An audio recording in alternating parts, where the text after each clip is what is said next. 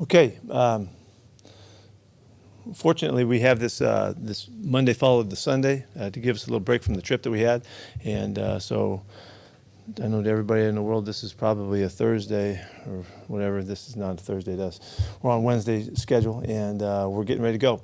We have an opponent coming up that really have a great respect for, and what Sean's done with this team over the years, and how they played, and how they're playing now. It's a little different format with the career quarterback leaving the program, and they've turned it, and they're like they've always done. They've always used their people really well, and that's what they're doing, and you can see it. And so their style's a little bit different because it's tailored to the players that they have, but they've got a chance to have a really good team again. They know that, and really for them, it starts on the defensive side. They got a terrific defense, and they're doing a great job again, and make it really hard on you. So it's going to be a tough opponent in all aspects. We might get a little weather in this game. Might be a little nasty out.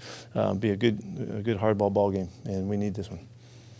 When they played without Drew Brees for an extended stretch a couple years ago, what did you take away from the way that they played and that they managed without him? Sean, he understands how to do it. He gets it. He doesn't try to do something that somebody can't do. And that's why I say they have always featured players in what they do well. And so if he doesn't have his career quarterback, then he's going to adjust a little bit. And that's what they did then.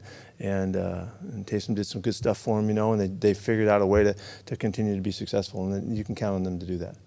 Played against Jameis Winston when he was in Tampa Bay. How different does he look in this offense, and now having 2 years with Sean Payton to tutor him? Yeah, well, he's the QB rating we got is 108, and in a compliment to the running game that they're really featuring. He's playing really well. He's making some huge plays, and they're using his ability to get the ball down the field really well in complement with the run game, and he's fitting in well. It's not exactly the same as when it was with Drew, but Sean is such a good ball coach that he figures it out how to make the guys come to life and get the most out of them. So that's what it looks like is happening. Where is the point that you could attack that offense? Because they're not really going for the explosive plays. They're not throwing it as much. Where is that point for your defense? Yeah, honestly, I don't see it that way. They're really running the football, but they are going for explosive plays, and that they've hit some bombs. They've bombed people, and they've been striking from a long ways out. They're just not throwing it as much, and not relying on moving the ball in that fashion. And so it's a good, solid offense. It's difficult and explosive still. So, and whenever Alvin Kamara's back there, you have a team almost. He does so much for their offense in the run game, but in the throwing game as well. And so he's the focal point, in as he was before. When Drew was there, but Alvin really gives them a lot of stuff, and he's a fantastic player. He is getting the heaviest workload of his career so far. How do you minimize his impact on the game? You got to tackle him. You got to tackle him.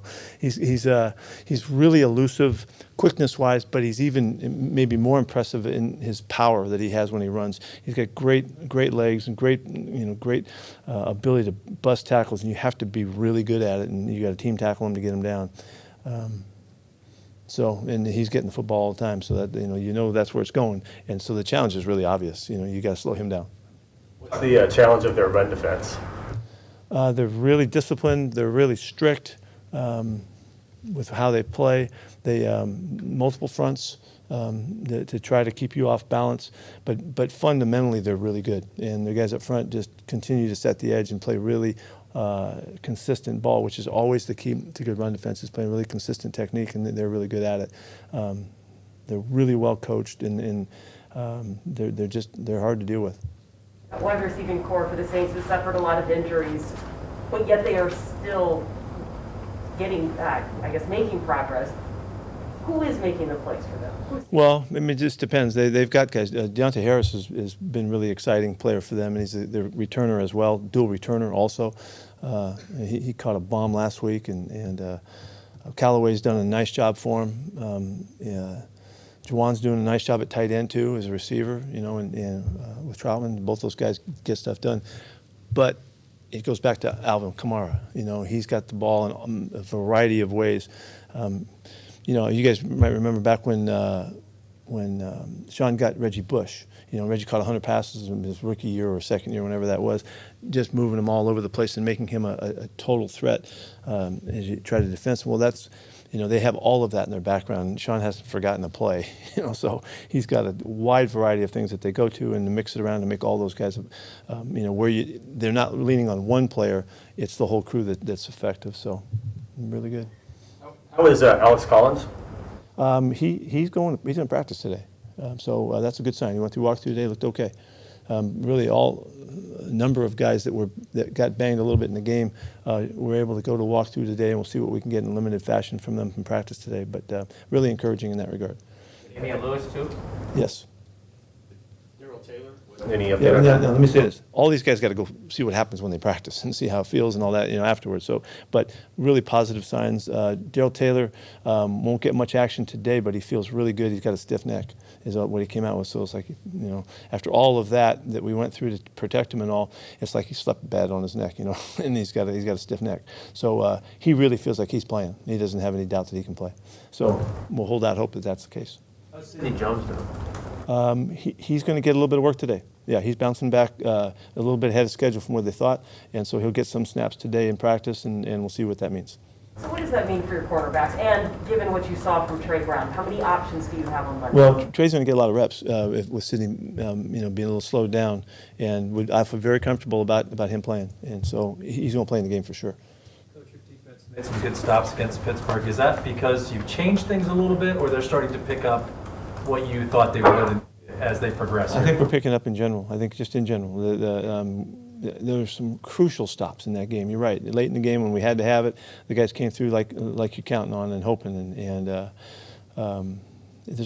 guys are feeling comfortable with what's asked of them, and we're helping them a little bit. We did continue to adapt to things that are showing. So I just think we're just getting better. Piggybacking off what you said about Bill Lawson, emphasis on helping the quarterback function at a high level. With you guys with Geno, beyond perhaps running the ball well and obviously playing defense well, in what ways can you help Geno function at a high level? Yeah, well, the ways the most general way to say is you give him stuff that he's good at and stuff that he's had a lot of turns at, a lot of reps. You don't ask him to do brand new things every week. You give him where he can bank on his backlog of preparation, and so that they can function at a high level, and you out execute in that manner. That's always been the way, and so where you might. A coach can try to get real creative and draw this up and draw that up. That's not what a guy's probably going to function really well doing. You want stuff that you can keep coming back to, that's really solid and sound, that he can function at a high level regardless of what he's seeing, and he has the right answers for the problems. And so it really gets back to things that they can execute really well and can be held accountable for it, understand. Doesn't matter what coverage it is or what the situation is, they can function with it, and that's what you're trying to create. And you got to do one thing well, and then you do two things well. And what Coach said was, the more things you can do well, the harder you are to defend. And that's so, it just depends how far we get, but that's what you're trying to accomplish. In that context, was the Steelers game important info gathering to see in a full game what Geno is good at and what he's not so good at? Yeah, it's great to get him out there. We finally get a chance to really see him have to go in and back out and answer the problems and adjust during the game and utilize the package and utilize the tempos and all of that. It was a great opportunity for us. And the way we worked it, he was ready to finish this game with a win. Here we go. We're going to go finish with the last drive and win the football game. So a lot of that worked out well. Just unfortunately we lose the ball, but it helps us moving forward for sure. You claim Jacob Eason off waivers. Where can he fit into things right now? We're just going to see. He's a very talented player. We had thought that a long time ago, and here he is available to us. We thought we had a spot on the roster that we could do it, so we jumped on it. And I happened to watch him a lot in preseason, just because I was watching the Colts, and he was impressive. He wasn't the top player in the country for no reason. He's a real talent. So we'll see what happens. I don't know how that fits together right now. We're not going to try to rush him into playing this weekend, and Geno's our quarterback, but we'll see what happens. See how it goes. So really, it was us taking a shot at a competitive opportunity and going for it, and I thought John did a great job in getting that done. Has Jamal Adams conveyed to you what he thinks needs to happen for him to deliver plays like he did last year? We talk all the time. The answer to your question is no. No. We talk all the time, so we're on the same page. Do you sense any frustration or pressing with him? I don't think any more than any other player. You know, I mean, he's a tightly wound, high-strung guy. You know, and he wants things to happen, and he wants to make it happen. And you know, he's just as disappointed when the thing doesn't happen the way it's supposed to, or we want it to, as anybody else is. And he's going to do everything he can in his power to make it work. He's a great competitor. He's truly a great competitor. It really matters to him how you do things, and how he does his stuff, and how he can be held accountable for the club and all that. He's got his head in the right place. You guys obviously asked him to rush more the other day. Is he getting close? Is it looking how you want it to look for the most part? Well, we got to get him free. We got to get him in there where he gets some shots. You know, he didn't get any good. I mean, he made the quarterback rush a few times, and they know they know he's out there, and that's part of the factor. You know, they also know he's out there. You know, so they're looking for him too, which is fine. When you had him on the line of scrimmage early in the game, what did you notice that was different or helpful as opposed to when he was playing in the back? It's just another part of the game that he can, yeah, I think he can, do well. You know, he can bring it off the edge. And if the tackle doesn't make the right step, or the back doesn't, hit it right, he's so fast and sudden that he can make a problem for you. When you only get 4 or 5 of them, it's not. It takes some ops, and he needs more of them. But he's accumulating them. It'll come. Is there more hesitation on your part to ask him to do that this year at all, or what is? No, other than reporting late, that we both know, Jamal and I both know that that it just slowed down the process, because we just had to get him ready in the 2 weeks, and so that was just natural part of that, the way that unfolded. And so we're no longer in that mode now. We're in full mode. He's ready to do whatever we can think of, and he's excited to do that. How do you assess his coverage this season? Well, I think he's had he's had a couple plays that stand out. Almost the back-to-back plays a couple weeks ago, when we really had the deep ball that was underthrown to I think it was Cooper, wasn't it? Cooper Kupp. Yeah, that was a play that you'd like to make, and but came right back in the Cardinals game the next week, and it happened to them too. Same thing, underthrow, DBs get lost on the ball, and a guy makes a catch, and that can happen sometimes. But I think it's what's best for him is to do everything. And give him everything to do, and give him lots of chances, lots of different spots that he can play in, and to be the factor that he's capable of being. You guys ran a lot more of the 4-3 over fronts last week instead of the odd fronts. So my question is, how much of that was just the opponent preparing for what they were going to do, or getting Jamal involved more off the edge? You don't really want me to answer that question, really, do you? I don't want to say all that stuff. I mean, it's game planning, we were game planning, and so you'll have to wait and see what we do next. Sorry. Is the knee thing that limited Alton's snaps against the Rams still bothering him? No, yeah, he got out of the rotation just because it happened. He should have played more last week. If Alex is fine and you get Rashaad back, how do you sort that out, I guess, with those two? Really well. Yeah, really well. I'm going to really sort that one out. I'm really excited to get Rashaad on the field and playing for us. He's gunning to go. He's ready. This is the right time for him to come roaring back, and I'm hoping that he'll have a chance to be a big factor in the game. And Alex is playing great football. Alex was able to practice today.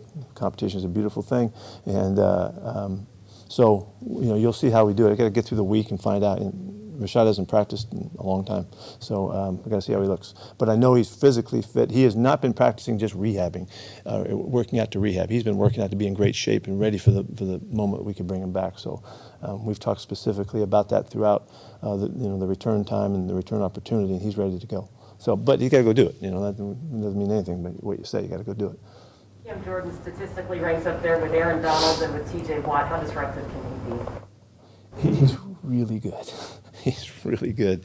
He's so technique sound, and he plays so hard, and he has great play strength. He's a big challenge for us, and as he is for everybody. Didn't have the sacks to back that up, right now, but that's not. That doesn't matter. He's really a factor in the game, and you got to be ready for him. We're probably not doing our job if we don't ask about Russell and where he is in his rehab. Do you have any more update or ETA? You said you guys weren't doing your job. You guys are doing fine. yeah, Russ is making progress. He's definitely making progress. He's very positive in all of that, and I know he's, it's hard on him. It's hard. He wants to be out there so bad, and so he's going to continue to really condition hard and push himself physically and mentally, so that he's not losing anything other than the ability to throw it. And I mean, it's really admirable the way he's going about it. He's doing it exactly the best way you can possibly do it, and we'll keep our fingers crossed for good results. Any clarity on the timeline? Next. No, really, there's no. We're not calling it. We're gonna wait and see. How realistic is it that the minimum 3 games is all he missed? I don't know. We don't know that. And the doctors can't tell you that, and Russ can't tell you that. And, so we just gotta wait and see. Obviously, a lot has been written over the years about your standards at cornerback, the measurables, and all that. Has your thinking evolved on that? I mean, we can obviously see it out there. Are you maybe? I'll always just remind you that when I was at the Jets, we drafted Aaron Glenn. Okay, so it's the player, it's the style and how he plays the game, and there's a preference. When I ran into Perry Williams a million years ago at NC State, and Perry Williams, who was 6'2", and Donnie LeGrand was about 5'8", and those were our two corners, and we were pressing back in the day, and that was the first time I really started recognizing what it meant to have the long arms and the length and great speed and all of that, and those guys will be so happy I brought their name up, but. So it's just like I think you got to be open to all the guys and see what you get. And we've shot hard to find long, tall, fast guys, and Sherm was a great example of that. Sherm he was a receiver, just played a little bit of DB, but he had all of that kind of stuff. And so, and he kind of, and with Brandon Browner too, those two guys playing together really set the thing in motion, we love the long guys, but you can't always find them, and so Brandon was uniquely talented, and so was Sherman, and they're totally different, even though they're both tall and all that, so it just depends. But it's good that you can be so consistently committed to something that people think that that's all you are, that's not a bad thing, because you show that you got some belief in something. Are you maybe more comfortable now than you were in the past, though, potentially starting 5'9" guy and 5'10" guy on the field at the same time? Well, I know how I'd like it to be, because I think it's harder on the offense. But the players themselves can play right. Look what DJ's doing. I mean, DJ's playing great football for us. He needed to go back to the other side. That kind of got messed up a little bit there, and making opportunities for guys. He's better on the right side over there, and he's showed it. He's involved with everything that's coming his way, and so we've improved. We've gotten better there, and. So, am I more comfortable with playing? Is that's really kind of what you want to know? I'm fine with it. Just the guys themselves, how they do it. Matt Hasselbeck's going in the Ring of Honor. What was your year with him like? Thanks for bringing that up. Yeah, I'm really proud for Matt. We had a blast. He was really one of the reasons why I thought coming here was a good idea. Because we had an established quarterback that had played the game and been in championship games and all that. And so. And we hit it right. I thought we had a really good start to it, and we didn't win all our games or anything like that, but we did some great stuff and started a relationship I'm really proud of. I think he's a great guy, and I love his family and the whole thing, and I'm really, really proud for him. Really proud for him and excited for him. It's a great honor. How unique is Alvin Kamara's balance and core strength that he has for a guy that's built like he is? Yeah, he's remarkably powerful, and it's really in his in his kind of his core and in his thighs and all that. He's just got great strength. I don't know if you've seen any of the videos where he's standing on one of those balls and he's doing, he's squatting and doing all kinds of stuff. I mean, the balance that it takes to do that and the strength and the power that it takes to do that is amazing. Anything else? Oh, one more thing. Yeah. What did you think of the protection on Sunday? We weren't as consistent for the amount of throws. We should have been better. And there was a number. It wasn't just the protection. It was getting the ball out. It was a couple of things. We weren't quite as sharp as we needed to be to not let that happen when they got after us pretty good. So it could be better. It's right there to be better, and we have to work together. That's the QB. That's working with the O-line, and that's also the receivers helping us out when their opportunity gets there. So we'll be better there. Thank you. That's it.